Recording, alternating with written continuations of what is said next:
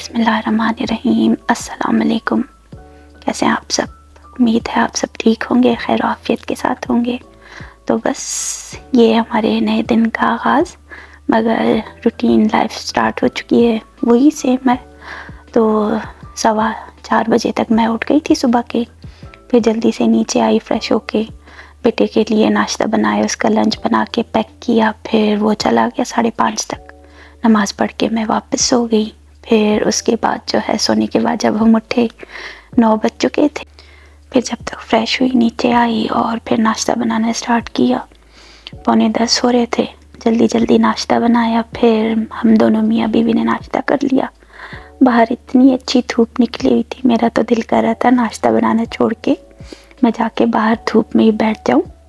एक नरम गरम सी धूप थी, हवा चल रही थी मगर ठंडी नहीं थी और अच्छी खासी हवा थी, मगर मज़ा भी आ रहा था धूप में बैठ के। यहाँ बस ये गार्बेज ट्रक आ गया था। काफ़ी टाइम के बाद मैंने इसकी रूटीन रिकॉर्ड की, ऐसे देखा, क्योंकि जब तक रमज़ान में हम उठ रहे थे तो ये ट्रक तो सुबह के टाइम आके चला जाता है। बस फिर इन्होंने गार्बेज पिक कर लिया था सभी घर का। फिर मैं यहाँ डेक पर आ गई बैक साइड पे और थोड़ी देर के लिए नरम गरम धूप खा ली। फिर ऊपर आई कि ऊपर के बेडरूम समेटूँ, साफ़ करूँ, तो यहाँ पे देखा कि सामने वाले घर में एक ट्रक आया था, उनके वेंट की क्लीनिंग हो रही थी। बस फिर ऊपर से फारिग होके नीचे आई और खाना बनाना स्टार्ट कर दिया। आज मैं बना रही थी पालक गोश्त। बीफ रखा हुआ था, उसको मैंने डिफ्रोस्ट कर लिया था। तो बस यहाँ जो है इंस्टेंट पॉट में ऑयल डाला और बीफ डाल के फ्राई करना शुरू कर दिया इसको। फिर थोड़ा भूनने के बाद मैंने इसमें अदरक लहसुन का पेस्ट 1 चम्मच भर के शामिल कर दिया और अच्छी तरह से भुनाई की। फिर मेरे पास जो है MDH का करी मीट मसाला रखा था, 2 चम्मच भर के मैंने वो शामिल किए। फिर उसके बाद जो है बाकी रेगुलर मसाले जो हमारे होते हैं, नमक, लाल मिर्च, हल्दी, ज़ीरा हो गया, तो बस ये सब शामिल करके मैंने इसकी अच्छी तरह से पहले भुनाई की और फिर जो है गर्म पानी डाल के मैंने इंस्टेंट पॉट का ढक्कन बंद कर दिया। तकरीबन 20 मिनट तक अच्छी तरह से मैंने गोश्त को गला लिया था। थोड़ी सी कसर रह गई थी गोश्त में। फिर उसके बाद जो है मैंने पानी पहले थोड़ा एक बाउल में निकाल के इंस्टेंट पॉट में ही जो है फ्राई करना स्टार्ट किया, क्योंकि प्याज और टमाटर जो है मैंने फ्राई करके ऐसे ग्राइंड करके रखे हुए थे, वो भी शामिल कर दिए। मगर इंस्टेंट पॉट में यही है कि फ्राइंग का काम जो है ना, भूनना थोड़ा टाइम लगता है। तो मैंने एक अलग पैन में निकाल के मीट डाल दिया, उसको अच्छी तरह से भूनने के बाद फिर पालक भी शामिल कर दी और थोड़ी देर ढक के रख दिया। फिर जो मसाले का पानी जो था हमारा चिकन बीफ जो हम लोगों ने गलाया था, तो वो पानी भी मैंने इसमें शामिल कर दिया। उसी में जो है पालक और बाकी का जो गोश्त गलना था सब गल गए और उसको अच्छी तरह से मैंने ड्राई कर लिया। फिर हरी मिर्चें भी डाल दी और साथ ही जो है एंड में मैंने थोड़ा मेथी भी डाल दिया था, फ्रेश मेथी था, उसको भी डाल के अच्छी तरह से भुनाई कर देंगे और बस हमारा पालक गोश्त भी तैयार है। तो इसका फिर ढक्कन बंद कर दिया, चूल्हा भी बंद कर दिया मैंने। यहाँ बस मैं बाहर का मंज़र देख रही थी, तो उसी बीच जो है गार्बेज ट्रक आ गया। यहाँ दूसरा वाला जो कंपोस्ट का सामान जो होता है, जो सारा हमारी सब्जियाँ, फ्रूट्स, जो खाने पीने की चीज़ें होती हैं, उसका अलग बिन है, तो उसको फिर ये आके पिक करते हैं। इस तरह से ऐसे लगता है जैसे डस्टबिन को वो हक करके जा रहे हैं। तो बस फिर ये भी हो गया। उसके बाद फिर मैंने रोटियां भी बना ली थी। फिर लंच टाइम था, समझे 2:30 बज रहे, मगर यहाँ ये सिस्टम है कि हम लोग लंच नहीं करते, कोई स्नैक या फ्रूट्स वगैरह खा लेते हैं, तो बस फ्रूट्स खा लिए थे। उसके बाद थोड़ी देर ऊपर गई नमाज़ पढ़ने और थोड़ा रेस्ट करने। बस यहाँ विंडो से ऐसे ही बाहर देख रही थी तो ये सामने वाले नज़र आ गए। हस्बैंड वाइफ है शायद, दोनों हर वक्त जो है ऐसे समर में बाइक पे निकल पड़ते हैं। से बस अभी वॉक स्टार्ट कर दी है। दुआ करें मेरी वॉक कामयाब हो जाए, वेट अच्छा कम हो जाए, ताकि जब पाकिस्तान आऊँ कोई मुझे पहचान ही ना सके कि इतना वेट कम कर लिया।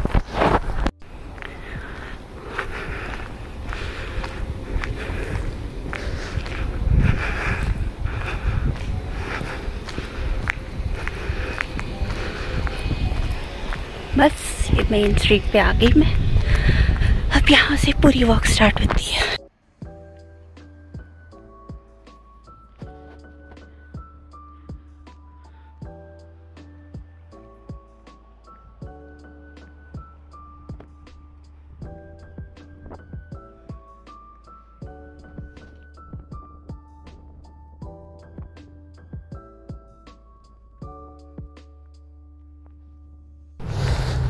प्रीवियस ओनर जो थी उनके लेटर्स पता नहीं क्यों अभी तक हमारी एड्रेस पे आ रहे हैं। हालांकि उन्होंने तो कहा कि मैंने एड्रेस चेंज कर दिया है, मगर हर बार ये होता है हमारे पास आते रहते हैं उनके लेटर्स। तो बस अभी एक तो हमेशा ही कंफ्यूजिंग होता है इसका दरवाज़ा है का, तो ये वापस कर दिए। ये रहे ई स्कूटर्स। जिन लोगों ने थोड़ा बहुत फासला तय करना होता है, ज़्यादा पैदल नहीं जाते, जल्दी पहुंचना है, तो ऑनलाइन ही अपनी राइड बुक करते हैं। पर आवर के हिसाब से या जितना भी उन्होंने पे करना हो उतनी पेमेंट हो जाती है। फिर जहाँ तक जाना हो उसके बाद फिर स्कूटर भी बंद, जहाँ पे भी हो वहीं पे स्कूटर छोड़ो और चले जाओ। हेलमेट वगैरह सब कुछ होता है। मैंने तो एक बार ट्राई किया मगर मुझसे बैलेंस बराबर ही नहीं हुआ। वो सामने स्कूल है और स्कूल का ग्राउंड, बच्चे यहाँ फुटबॉल हर चीज़ खेलते रहते हैं। और शाम में जो है जो अपने डॉग्स को वॉक कराने लेके आते हैं तो उनका टॉयलेट है समझो। बस यहाँ पे तो कुत्तों की ज़्यादा अहमियत है। अभी तो समर आ गए और भी बहुत नज़र आएंगे, क्योंकि सर्दियों में तो मैं खुद नहीं निकली बाहर, मगर ये लोग कुत्तों के साथ बाहर थे। और ये रहे सारे मेल बॉक्स, कई घरों के मेल बॉक्स एक ही जगह पे बने हुए हैं। आओ अपना मेल पिक करो, चाबी के साथ खोलो फिर बंद कर दो। सिस्टम है कि जो रेजिडेंशियल एरिया होते हैं घरों के अंदर की साइड पे जो है फिर कोई खंबा वंबा कुछ नहीं, तारों का सिस्टम कुछ नहीं। मेन रोड्स पर तो होता है मगर यहाँ पे नहीं है, तो बस स्ट्रीट लाइट्स हैं जो सोलर से ही चलती हैं। बाकी कोई तारों का झंझट नहीं कि यहाँ से खंबे हो वहाँ से खंबे हो। तो बस यही है।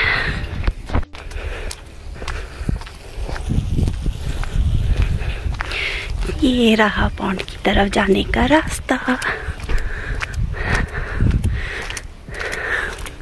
सर्दियों में तो फ्रीज हुआ होगा, यहाँ इस तरफ आई नहीं, मगर अब पानी सारा से मेल्ट हो चुका है, बर्फ वगैरह तो भी देख ले। और बतखें बहुत होती हैं यहाँ पे, इतनी ज़्यादा होती हैं, देख देख के अच्छा लगता है। और घरों के बैक साइड भी बहुत ही प्यारी हैं, कई घरों ने स्विमिंग पूल पता नहीं क्या क्या बना रखे।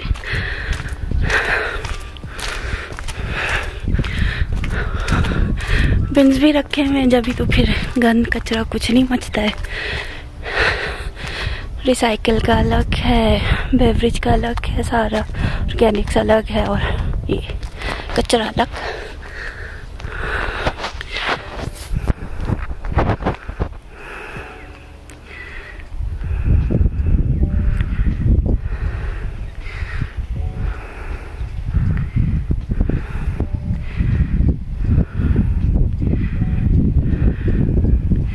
अपने कुत्तों का गंद भी खुद ही साफ करें, और कुत्तों को रस्सी में लाजमी होना चाहिए उनका पट्टा, वरना फिर डेंजरस हो सकता है कुत्ते अगर पीछे पड़ गए।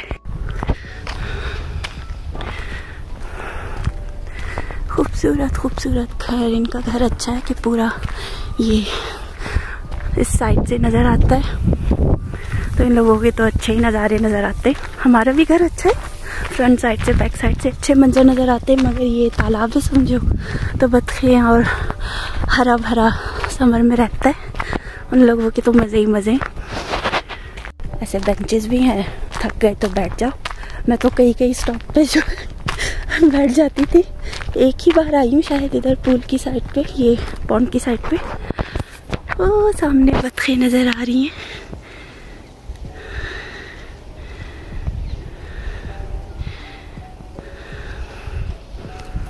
साइज भी बड़ा है और बैकयार्ड भी इनके अच्छे खासे बड़े बड़े, तो इनके पास तो बहुत ही ज़्यादा जगह है हर तरह की एक्टिविटीज़ के लिए।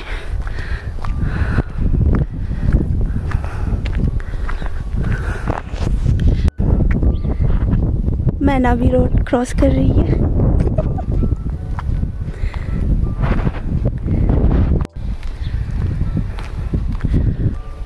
लास्ट टाइम जब आई थी तो ये वाइट सा जो गेट जैसा बना है, पहले तो नहीं था, शायद ये क्रिसमस टाइम पे बनाए इन लोगों ने, लाइट्स वगैरह लगाई हैं इस पे।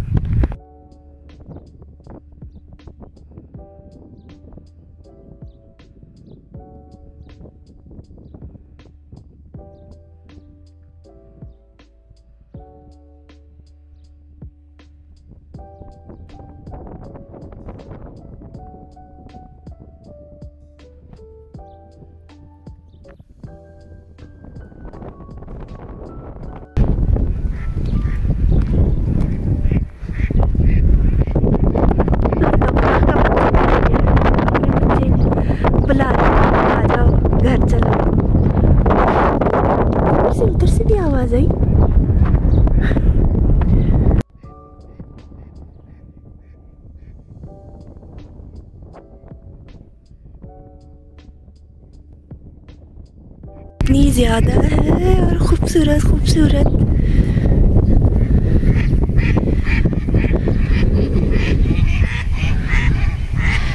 उड़ना सिखा रही शायद अपने बच्चों को।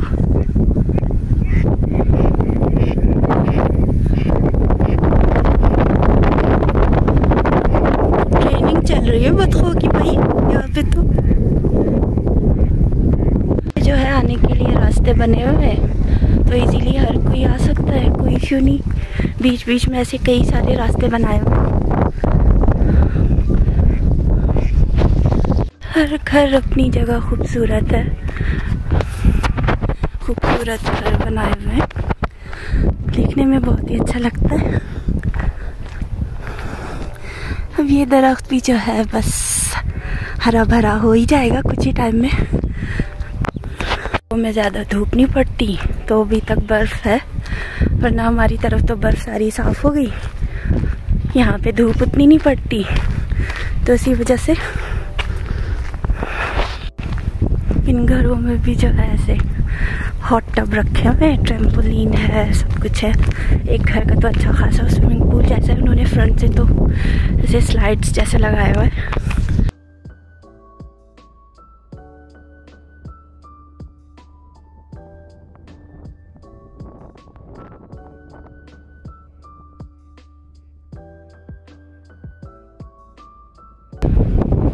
कुत्तों की मुलाकात हो रही है आपस में। घर है इसका, पूल अच्छा खासा बना हुआ है।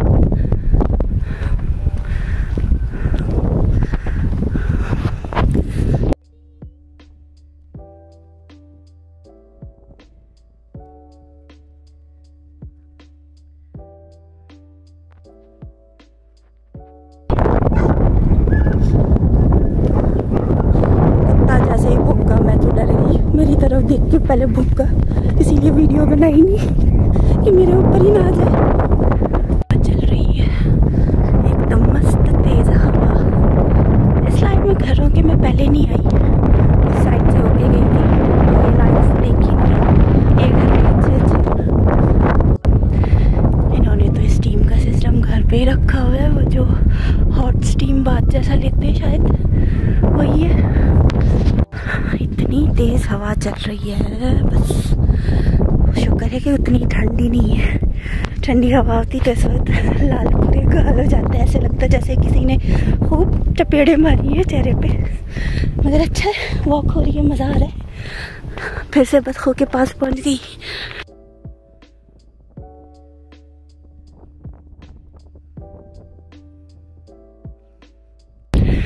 यहाँ से हम चलते हैं दूसरे प्ले एरिया की तरफ। अच्छा खासा बड़ा प्ले एरिया है और अभी तो वीरान वीरान सा लग रहा है, क्योंकि कोई हरियाली नहीं, कुछ नहीं है। अभी इतने खूबसूरत बड़े बड़े झूले लगा रखे हैं, अच्छे अच्छे अपने बच्चों के खिलौने, सारे प्ले करने के लिए चीज़ें। और सामने प्ले एरिया एक और स्विंग भी है, जाके स्विंग पे बैठती हूँ बहुत टाइम बाद। वहाँ बैठी हुई है दरख्त के नीचे।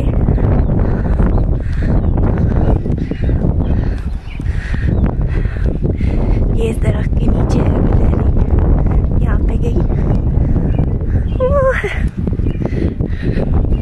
गुलहरी, या फिर वो जो हैमस्टर टाइप होते हैं, पता नहीं, उनका घर है यहाँ पे। हेलो बच्चों के लिए अच्छे खासे स्लाइड, स्विंग, सब कुछ लगा हुआ है, मंकी बार्स, सब कुछ। ये डिग करने के लिए बैठ के बच्चे बजरिया समेटते रहते हैं इस पे बैठ के।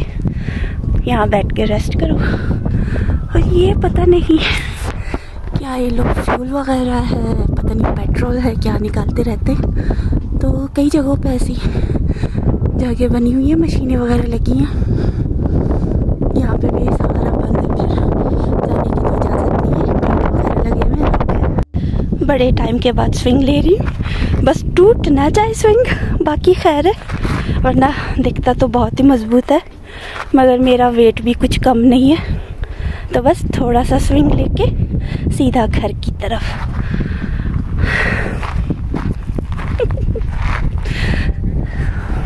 कुत्ते ही कुत्ते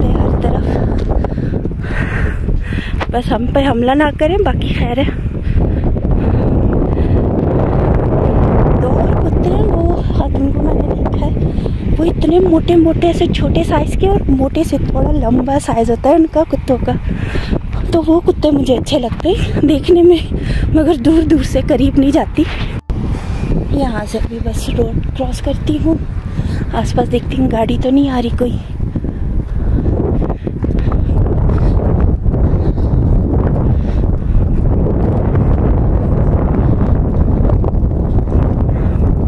रास्ता भी क्रॉस कर लिया।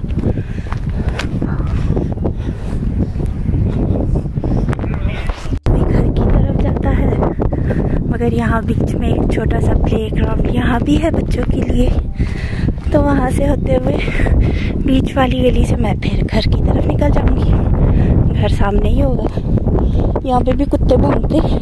फर्स्ट टाइम आई थी, पता ही नहीं था, मज़े में जा रही थी, कुत्ता जो ज़ोर से भौंका तो ऐसी उछली मैं, फिर समझ गई कि वो अपने बैकयार्ड में ही है, बंद है, आ नहीं सकता, गेट बंद है। छोटा सा ही है, घरों के बीच के एरिया में जो छोटा सा प्ले एरिया बनाया है, बस स्विंग्स ही है छोटे बच्चों के लिए और कुछ नहीं है।